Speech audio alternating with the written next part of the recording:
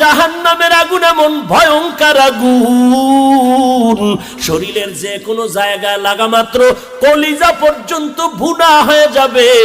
মদিনার নবী বলতেছেন 500 বছর দূর, ওই 500 বছর দূরের থেকে জাহান্নামের আগুনের গরমটা আসিয়া জাহান্নামীর শরীরের মধ্যে যখন লাগবে, জাহান্নামের আগুনের গরমে শরীরের চামড়াগুলো খসে খসে পড়ে যাবে।